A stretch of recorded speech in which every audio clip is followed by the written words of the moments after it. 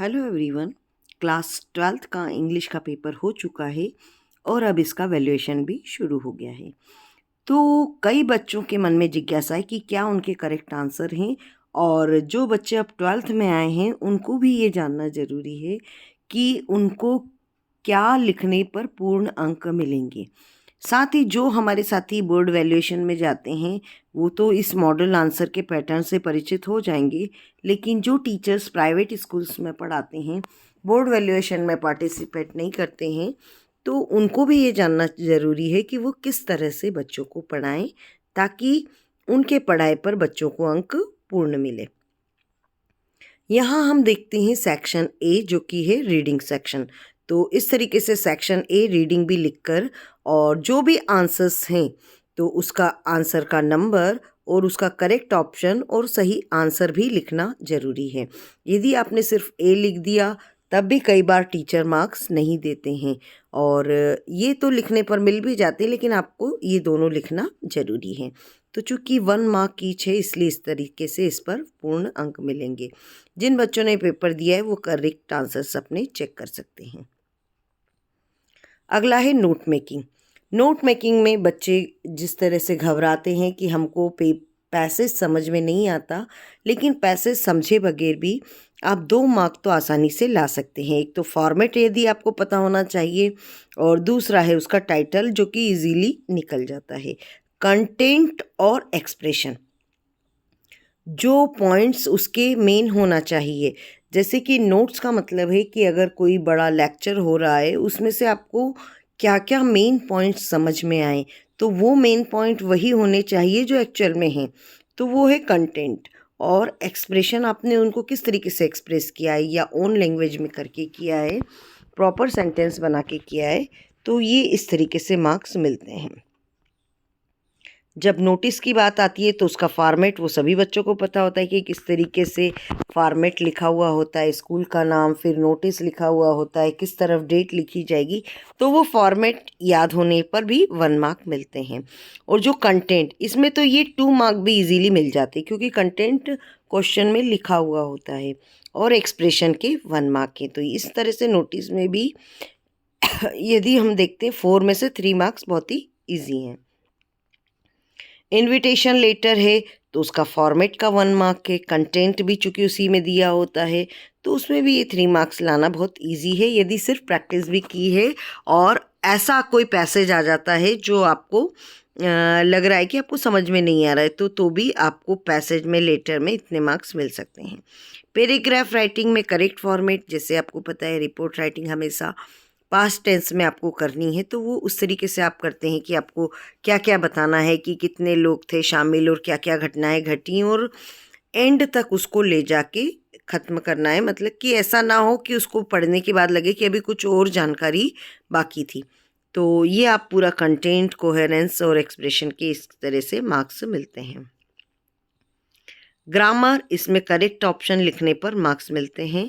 और यदि आपको कोई कन्फ्यूज़न है, जिन बच्चों ने पेपर दिया है, अगर कोई कन्फ्यूज़न है कि आपने जो आंसर लिखा था वो गलत क्यों है और ये आंसर क्यों सही है, तो आप इस पर भी डिस्कस कर सकते हैं। अब ये डू एज डायरेक्टेड है, तो डू एज डायरेक्टेड में भी इस तरीके से कोई ग्रामर की मिस्टेक नहीं होनी चाहिए। और अगर टीचर अलग अलग तरीके से समझाते हैं, जैसे ये पॉजिटिव डिग्री का है, तो दोनों तरह से ऑप्शन लिखने पर भी मार्क्स दिए हैं। इसमें लिखा है एज डिफ़िकल्ट एज और इसमें सो डिफ़िकल्ट एज, लेकिन मार्क्स दोनों में ही करने पर मिलेंगे। इसमें आप कोशिश कीजिए, चूँकि ये ग्रामर, इसमें कोई गलती नहीं होनी चाहिए, बाकी की गलती माफ़ भी हो जाती है। अब जैसे ये एस सून एस का, इसमें यहाँ कॉमा लगाना ज़रूरी है क्योंकि इस कॉमा के बाद में रिज़ल्ट पता पड़ता है। तो इस तरह से ये आप इसको कर सकेंगे। अगला क्वेश्चन तो ये एक्सट्रैक्ट का है और इसके करेक्ट आंसर्स ये हैं। और 9th क्वेश्चन भी ये एक्सट्रैक्ट का ही है, 9th का ए और बी। कई बार बच्चे कंफ्यूज हो जाते हैं कि ऐसा तो नहीं कि ए करना है और बी नहीं करना है, लेकिन चूंकि ये दोनों ही करने ज़रूरी हैं। और ये क्वेश्चन के संबंध में मैं ज़रूर आपसे डिस्कस करना चाहूँगी कि जैसे आप ये सामने आंसर्स देख पा रहे हैं, ये 2 मार्क्स के क्वेश्चंस हैं, इनके आंसर इतने बड़े बड़े लिखे हैं, और जो हमारे हिंदी मीडियम के बच्चे हैं उनको लगता है इतना बड़ा तो हम नहीं लिख सकते, तो क्या हमारे मार्क्स कटेंगे? ऐसा नहीं है, ये पूरा आंसर दिया हुआ रहता है और आपने इनमें से कोई 2 पॉइंट भी लिखे हैं। जैसे इसमें पूछा है कि क्या अनयूजुअल देखा फ्रेंड्स ने, तो कि क्वाइट साइलेंस था वहाँ पर, स्टूडेंट्स सीट पर बैठे हुए थे, है ना, इस तरीके से। और जब सब तरफ सेट था, 2-3 चीज़ें भी आप लिख पाते हैं तो पूरे मार्क्स मिलेंगे। ये ज़रूरी नहीं है कि इतना ही पूरा लिखना होगा तभी 2 मार्क्स मिलेंगे, क्योंकि ये काफ़ी बड़ा आंसर है। इसी तरीके से ये हैज़ार्ड्स पूछे हैं ग्लास बेंगल इंडस्ट्री के, इसमें यहाँ 4 पॉइंट दिए हैं। ये 4 पॉइंट इसलिए हैं टीचर्स को समझाने के लिए कि इन 4 में से भी अगर बच्चा कोई 2 लिखता है तो आपको मार्क देना है। लेकिन इसका मतलब ये नहीं है कि हर बच्चे को ये 4 पॉइंट लिखने पर ही 2 मार्क मिलेंगे। आंसर टू द पॉइंट होना चाहिए, जो पूछा जा रहा है वो आना चाहिए। अब ये क्रॉफ्टलर वाला आप देखते हैं तो ये 5 लाइन में ही ख़त्म हो गया, जबकि ये अगला क्वेश्चन आप देख रहे हैं ये डुगलास वाला, तो ये काफ़ी बड़ा जा रहा है ना, ये 8 लाइन में जा रहा है। तो ये इसका मतलब ये नहीं है कि ये इतना ही आपको लिखना है, मेन चीज़ें जो पूछी हैं वो आ जानी चाहिए। ये क्वेश्चन 8 लाइन का है, ये क्वेश्चन देख रहे हैं आप 2 लाइन में ही ख़त्म हो गया। क्यों? क्योंकि इसमें इतना ही लिखना पर्याप्त था। तो आंसर की लेंथ इतनी महत्वपूर्ण नहीं है जितना कि उसका टू द पॉइंट होना। उसमें जो पॉइंट पूछे जा रहे हैं, जो टीचर्स एक्सपेक्ट करता है कि आपने यदि पढ़ा है तो आप लिख सकते हैं, तो आपको मार्क्स मिलेंगे। ये क्वेश्चंस के आंसर देख रहे हैं, जब 3 मार्क्स के हैं तो 2 मार्क्स के, ये इनमें जो है ये कोई छोटा है ये कोई बड़ा है, तो इससे कोई फ़र्क नहीं पड़ता है। आप देख लीजिए कि आपका आंसर सही है या नहीं है। और इस तरीके से ये मॉडल आंसर्स टीचर्स को दिए गए हैं, जिसके आधार पर उनको चेकिंग करनी है। तो यदि हम जुलाई अगस्त में पढ़ाते हैं और पर्याप्त समय रहता है हमारे पास, तो हम इतने पूरे बड़े आंसर्स भी याद कर सकते हैं। लेकिन एग्ज़ाम देने के बाद में या एग्ज़ाम के टाइम पे ऐसा टेंशन करने की ज़रूरत नहीं है कि ये छोटा था, बड़ा था, क्योंकि इस तरीके के कमेंट्स मेरे पास बहुत आए हैं। ये आप देखिए क्वेश्चन नंबर 14, ये 3 मार्क्स का है, एक ही करना है। ये वाला 4 लाइन में ही हो गया और ये 9 लाइन में हो रहा है। क्या फ़र्क पड़ रहा है उससे? आंसर जिसमें आना चाहिए कि क्या चीज़ पूछी गई है वो आ जाता है तो ठीक है।